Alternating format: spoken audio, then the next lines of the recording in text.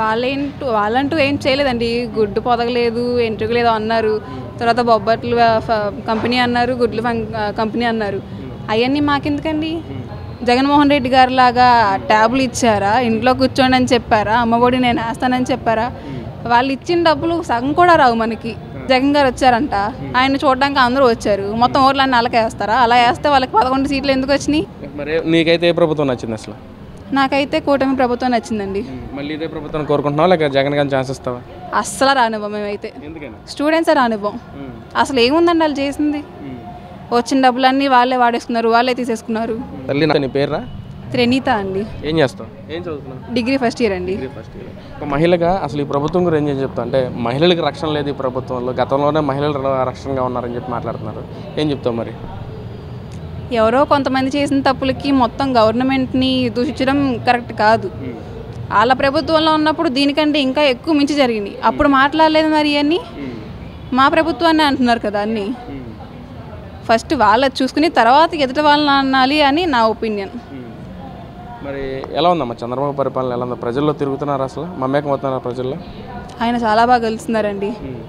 మొత్తం తెలుసుకుంటున్నారు. కొండల్లో గుట్టల్లో ఉన్న వాళ్ళకి కూడా ఆయన కేర్ తీసుకుని రోడ్లు వేపిస్తున్నారు. పవన్ కళ్యాణ్ గారు కరెంట్ మొత్తం పవర్ సప్లై తెప్పిస్తున్నారు, రోడ్లు వేస్తున్నారు, బిల్డింగ్స్ వేస్తున్నారు. ఇటు బాబు గారు ఏమో ఇండస్ట్రీస్ చూస్తున్నారు.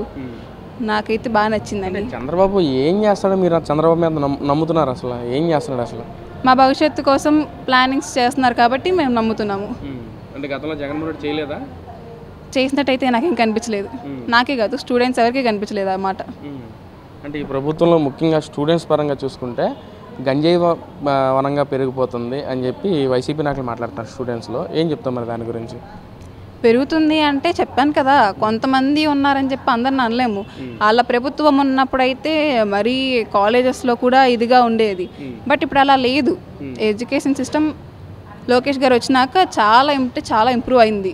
ఇప్పుడు ఎక్కడికక్కడ అన్నీ చెక్ చేస్తున్నారు, దాని మీద చర్యలు తీసుకుంటున్నారు. అలాంటివి చేయకుండా జరగకుండా చూసుకుంటున్నారు. ఏం చెప్తారు అసలు? విద్యాశాఖ మంత్రిగా లోకేష్ గారు చేస్తూ ఉన్నారు. ఎలా ఉంది అసలు విద్యా వ్యవస్థలు మొత్తం ఈ ప్రభుత్వంలో ఎలా ఉంది అసలు?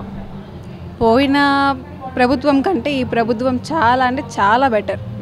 ఎందుకు అంటే ఇప్పుడు జగన్ గారు ఉన్నారండి, ఆయన వచ్చినప్పుడు పాస్ అయినా అవ్వకపోయినా 1 మార్కు తీసి మరీ ఫెయిల్ చేసిన వాళ్ళు చాలామంది ఉన్నారు.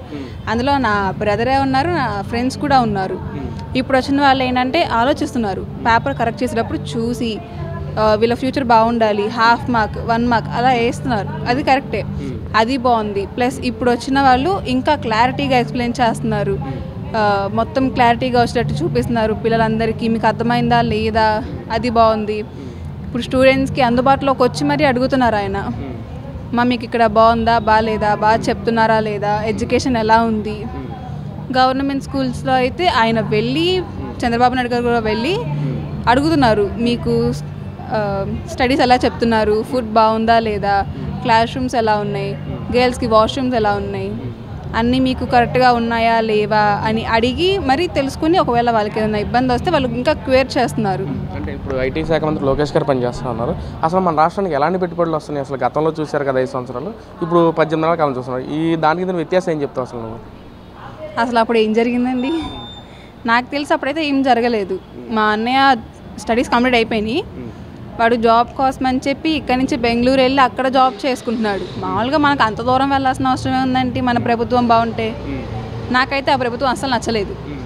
ఇప్పుడు లోకేష్ గారు, బాబు గారు వచ్చినాక కొత్త ఇండస్ట్రీస్ వస్తున్నాయి, కొత్త డెవలప్మెంట్స్ వస్తున్నాయి, స్టూడెంట్స్కి జాబ్స్ వస్తున్నాయి. మొన్న జాబ్ మేళా పెట్టారు ఒకటి, దాంట్లో చాలామందికి జాబ్స్ వచ్చినాయి. అలా ఉపయోగపడేవి చేస్తే బాగుంటుంది. అంటే నువ్వు డిగ్రీ ఫస్ట్ ఇయర్ అంటా ఉన్నావు, ఇంకా 2 సంవత్సరాలు కూడా నీ డిగ్రీ కంప్లీట్ అయిపోతుంది. నువ్వు కంప్లీట్ అయ్యే టైంకి, స్టడీ కంప్లీట్ అయ్యేదానికి ఇక్కడ రాష్ట్రం డెవలప్ అయ్యి లోకేష్ ఏమన్నా కంపెనీస్ తీసుకొస్తానని నమ్ముతున్నావు నువ్వు? ఖచ్చితంగా నమ్ముతున్నాను. ఎందుకంటే వాళ్ళు ఉన్నారంటే వాళ్ళు చేసి చూపించేస్తారు. వాళ్ళు ఫ్యూచర్ గురించి ఆలోచిస్తున్నారు కానీ పిల్లల్ని బద్దకస్తులుగా తయారు చేయడానికి చూడట్లే కదా. జగన్మోహన్ రెడ్డి గారు లాగా ట్యాబ్లు ఇచ్చారా, ఇంట్లో కూర్చోండి అని చెప్పారా, అమ్మఒడి నేను వేస్తానని చెప్పారా? వాళ్ళు ఇచ్చిన డబ్బులు సగం కూడా రావు మనకి. ఇప్పుడు నా ఫీజు చెప్పాలంటే 35,000 ఈ మంత్లీకి, మీన్స్ ఇయర్లీ. ఆయన ఇచ్చినంత 15,000. 15,000 మళ్ళీ కట్ చేస్తున్నారు డబ్బులు 13,000. ఆ 13,000 కట్టి మిగతా డబ్బులు నేనే కట్టుకోవాలి కదా.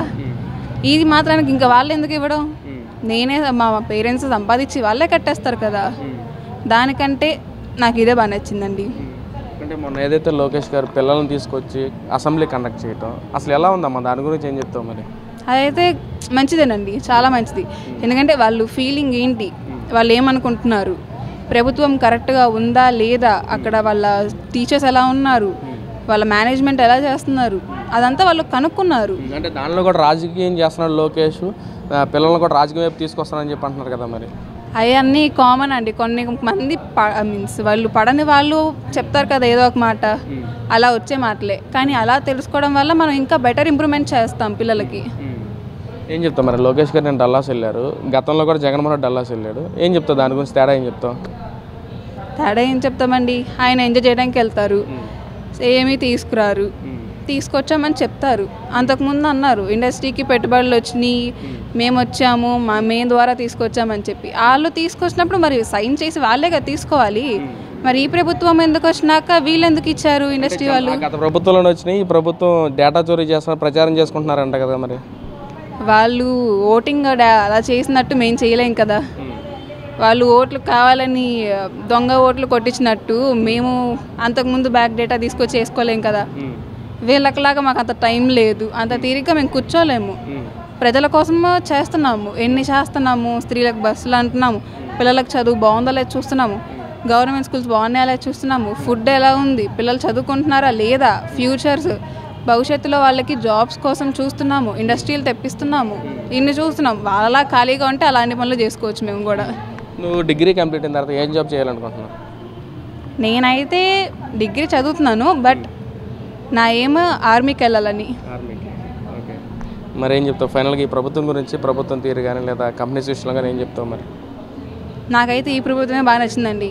2029లో కూడా ఇదే రావాలని కోరుకుంటున్నాను. మరో పక్కన వైసీపీ వాళ్ళు మాట్లాడుతున్నారు ఎట్టి పరిస్థితుల్లో చంద్రబాబు ప్రభుత్వం రాదు, ముఖ్యంగా స్టూడెంట్సే ఈ ప్రభుత్వం మీద వ్యతిరేకత ఉన్నారు, జగన్మోహన్ రెడ్డి కావాలని మళ్ళీ కోరుకుంటున్నారని చెప్పి మాట్లాడుతున్నారు కదా మరి.